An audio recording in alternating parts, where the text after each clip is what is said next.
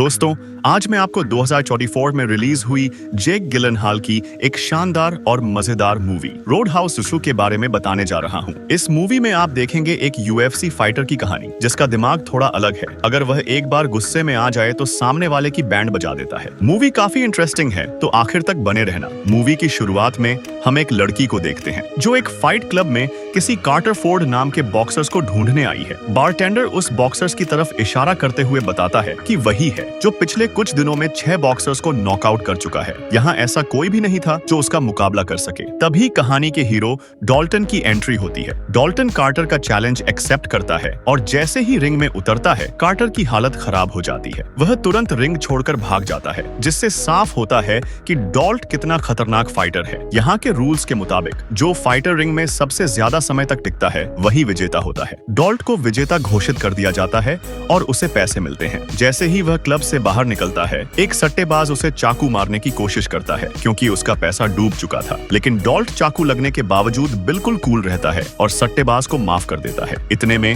वही लड़की फिर से उसके पास आती है। वह बताती है कि वह फ्लोरिडा के रोड हाउस बार की मालकिन है, जहाँ कुछ गलीज लोग आए दिन हंगामा करते रहते हैं और पुलिस भी कुछ नहीं करती। उसे एक बाउंसर की जरूरत है जो इन लोगों को संभाल सके। वह डॉल्टन को हर हफ्ते $5000 देने के लिए तैयार है। हालांकि डॉल्टन शुरुआत में उसका ऑफर रिजेक्ट कर देता है, लेकिन वह लड़की जाते जाते उसे अपना नंबर दे जाती है। डॉल्टन, जिसके पास खुद का घर और परिवार नहीं था, एक दिन ट्रेन की पटरी पर अपनी मौत का इंतजार कर रहा था। जैसे ही ट्रेन आई, उसने महसूस किया कि शायद यह उसके मरने का सही वक्त नहीं है। उसने अपनी कार स्टार्ट की और जैसे ही वह आगे बढ़ा, ट्रेन ने उसकी कार के पिछले हिस्से को तोड़ दिया। अब उसके पास रहने के लिए कार भी नहीं थी, तो वह अगले दिन बस पकड़कर फ्लोरिडा की ओर निकल पड़ा। वह फ्लोरिडा पहुंचता है, जहां उसे चार्ली नाम की लड़की मिलती है जो एक बुक स्टोर चलाती है। चार्ली उसे एक किताब देती है, जबकि डॉल्टन के पास पैसे नहीं होते थे। वह बहुत भोली लग रही थी, लेकिन डॉल्टन को उसकी अच्छाई महसूस होती है। डॉल्टन रोड हाउस पहुंचता है, जहां उसकी मुलाकात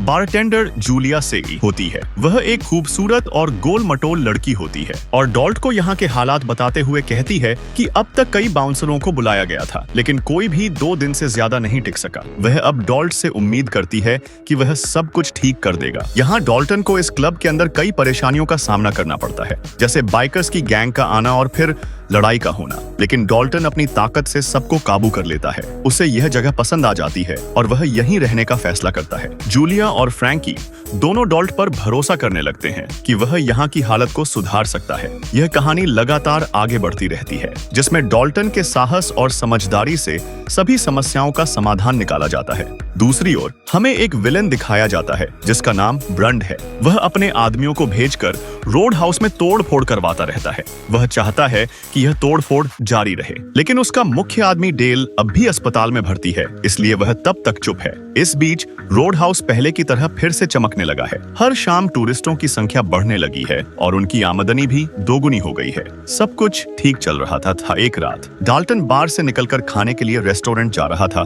तभी एक कार वाले ने उसे कुचलने की कोशिश की, लेकिन डाल्टन बाल बाल बच गया। कार वाला फिर भी नहीं रुका और बैक गियर में डालकर डाल्टन को टक्कर मार दी। गाड़ी ब्रिज से टकराकर लटक गई। कार में 2 लोग थे जो मौके से भाग गए और डाल्टन कार के साथ ब्रिज से नीचे गिर गया। उसकी किस्मत अच्छी थी कि नीचे पानी था और वह किसी तरह अपनी बोट पर पहुंच गया। वहां पहले से ही डेल गन लेकर उसका इंतजार कर रहा था। सही मौका देखकर डाल्टन ने उस पर हमला कर दिया। दोनों के बीच हाथापाई हुई और डाल्टन ने डेल को ऐसा दांव मारा कि वह खिड़की तोड़कर सीधे पानी में गिर गया। इतना सब होने के बाद भी डाल्टन ने उसे बचाने के लिए हाथ बढ़ाया, लेकिन किस्मत को यह मंजूर नहीं था। डेल मगरमच्छ का शिकार बन गया और पुलिस को उसकी लाश भी नहीं मिली। अब डाल्टन को यह जानना जरूरी था कि बाइकर्स की गैंग रोड हाउस के पीछे इतने महीनों से क्यों पड़ी है। कोई तो वजह होगी, लेकिन फ्रैंकी कुछ बताने को तैयार नहीं थी, जिससे डाल्टन को उस पर शक होने लगा कि वह इस क्लब के जरिए ड्रग्स का धंधा चला रही है। वह चार्ली के पास गया और रोड हाउस का रूट चेक करवाया। बाय रोड ड्रग्स नहीं आ सकता था और रोड हाउस के आसपास का पानी पत्थरों से भरा था, इसीलिए बड़े जहाजों का आना भी मुश्किल था। इसी असमंजस में डाल्टन लौट रहा था। तभी रोड किनारे उसे एक आदमी मिला। उसने गन दिखाकर डाल्टन को डराया और गाड़ी में बैठने के लिए धमकी दी। दरअसल उसके बॉस ब्रंड डाल्टन से मिलना चाहते थे। डाल्टन ने उसे बातों में उलझाकर उसकी 2 उंगलियां तोड़ दी ताकि वह फिर से गन न चला सके और वहां से निकल गया। जब यह बात ब्रंड को पता चली तो वह जल भुन गया। उसके टेबल पर होटल का एक मॉडल रखा था, जिससे पता चलता था कि वह रोड हाउस को क्यों हथियाना चाहता है। इसी बीच जेल से उसके पिता का कॉल आया, जिसमें उन्होंने कहा कि तुझसे कुछ नहीं होगा बेटा, तू पीछे हट जा। दरअसल इस काम के लिए उसके पिता ने किसी और को हायर किया था, जिसका नाम नॉक्स था। वह किसी के घर में कांड करके भाग रहा था और असल जिंदगी में यह आदमी UFC का बड़ा फाइटर है। अगली सुबह डॉक्टर एली, जिसने डाल्टन की मरहम पट्टी की थी, बोट लेकर उससे मिलने आई। वह पहले भी ब्रेकफास्ट के टाइम मिलते थे, लेकिन आज वह सीधे उसके घर तक पहुंच गई। डाल्टन ने उसे मना नहीं किया और वे समंदर की ओर निकल पड़े। डाल्टन को नहीं पता था कि वह उसे कहां ले जा रही है। जब उसे पता चला तो उसने कहा कि वह अच्छा आदमी नहीं है, बल्कि एक बदनाम फाइटर है। लेकिन एली को इससे कोई फर्क नहीं पड़ा था, क्योंकि उसने डाल्टन के बारे में इंटरनेट पर पढ़ा था। उधर नॉक्स फरारी भगाते हुए ब्रंड के अड्डे पर पहुंचा। वहां उसने ब्रंड के प्यादे से मिला और कुछ देर बाद ब्रंड भी वहां आया। वे डाल्टन को खत्म करने का प्लान बनाने लगे। इसी बीच डाल्टन और एली डेड से वापस लौट आए। आते ही पुलिस ने डेल के केस में पूछताछ के लिए डाल्टन को उठा लिया और अपने सीनियर के पास ले गए। उस सीनियर इंस्पेक्टर ने डाल्टन को डराने की कोशिश की, लेकिन डाल्टन ने मना कर दिया कि वह इस शहर को छोड़कर कहीं नहीं जाने वाला। इस पर पुलिस ने उसे गाड़ी से घसीटकर पीटने लगे। तभी एली आई और उसने इंस्पेक्टर को धक्का देकर डाल्टन को बचा लिया। दरअसल एली का पिता एक करप्ट पुलिस अफसर है, जो पहले ब्रंड के पिता के लिए ड्रग्स स्मगलिंग में मदद करता था।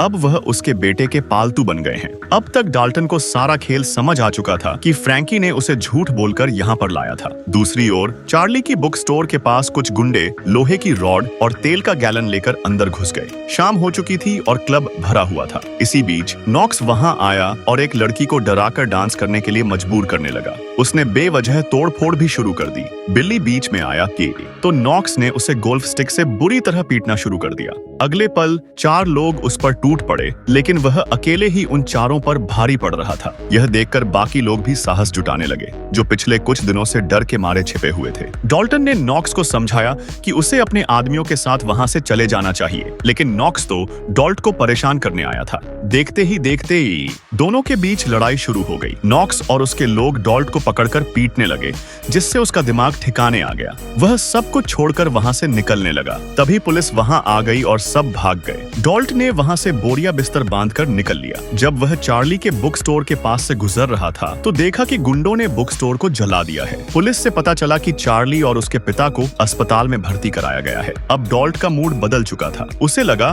कि चार्ली को नुकसान नहीं पहुंचाना चाहिए था। वह सीधे ब्रंड के अड्डे पर गया, जहां उसे वही आदमी मिला जिसने बुक स्टोर को जलाया था। वह आदमी मान रहा था कि उसने बुक स्टोर को जलाया और उस लड़की को भी पीटा था। एक झटके में डॉल्ट ने उस आदमी की गर्दन तोड़ दी और उसे बताया कि उसे दूसरों से नहीं बल्कि अपने गुस्से से डर लगता है। इसी गुस्से ने उससे सब कुछ छीन लिया था। जब वह उस आदमी की लाश को गाड़ी में लौट कर रहा था, तभी उसे ब्रंड का एक आदमी मिला। डॉल्ट ने उससे ब्रंड का पता पूछा। वह आदमी पहले से ही घबराया हुआ था। उसने बताया कि उसने सुना है कि ब्रंड और उसके लोग अगले दिन सुबह 5 बजे हार्वेस्ट में पैसे का लेन देन करने वाले हैं। इसके बाद वह बाइकर डॉल्ट से वादा करके शहर छोड़कर भाग गया। अगली सुबह डॉल्ट मीटिंग वाली जगह पर पहुंच गया। वहां कई पुलिस वाले भी थे। एक पुलिस वाला एक बक्सा बोट की ओर खींच रहा था। मौका देखकर डॉल्ट ने उसका गन छीन लिया और उसके सिर पर मारकर उसे बेहोश कर दिया। जब बक्सा खोला तो वह हैरान रह गया। पूरा बक्सा नोटों से भरा था। उसके बाद डॉल्ट ने उस पुलिस वाले का गन लेकर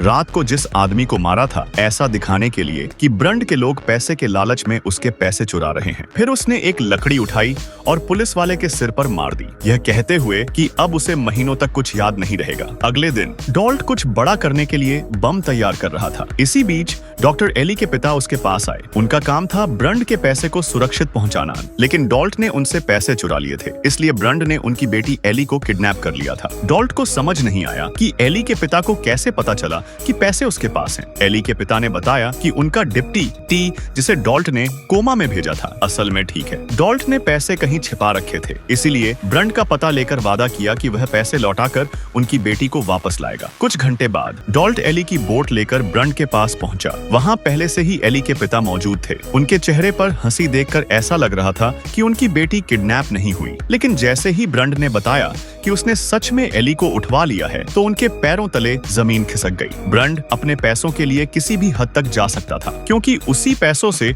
वह अपना आलीशान होटल बनाने वाला था। इसी बीच नॉक्स भी बोट लेकर वहां आ गया। इससे पहले कि वह पहुंचता, डॉल्ट ने जो रिमोट बम बोट पर रखा था उसे उड़ा दिया। ब्रंड की बोट में पानी भरने लगा। उसी बोट के केबिन में एली भी फंसी हुई थी। किसी तरह डॉल्टन और एली बोट के डूबने से पहले बाहर निकल आए और उसी बोट में बैठ गए जिसमें पहले से ही ब्रंड मौजूद था। उनकी झड़प के बीच पता ही नहीं चला कि कब वे किनारे तक पहुंच गए। मौका पाकर एली और ब्रंड पानी में कूद गए। ब्रंड का भारी एक्सीडेंट हो गया, लेकिन वह बच गया। फिर भी डाल्टन ने उसे खत्म कर दिया। तभी अचानक नॉक्स भी वहां आ गया और तोड़फोड़ होल करने लगा। इसके बाद दोनों के बीच जमकर लड़ाई हुई। दोनों एक दूसरे से कम नहीं थे। नॉक्स ने ब्रंड को भी निपटा दिया। उनकी लड़ाई काफी देर तक चली और फिर डॉल्ट ने नॉक्स को मार डाला। तब तक एली के पिता भी वहां आ चुके थे। उन्होंने डॉल्ट को बताया कि उसकी भलाई यहाँ से चले जाने में ही है, बाकी मर्डर को वे संभाल लेंगे। एली भी यही चाहती थी। ब्रंड के मरने से रोड हाउस का मामला भी सुलझ गया था। दूसरी ओर डॉल्ट अपनी बस का इंतजार कर रहा था। तभी बस आई और चार्ली भी उसमें था। साथ में चार्ली भी, वह उससे आखिरी बार बातचीत कर ही रहा था। तभी चार्ली के डैड को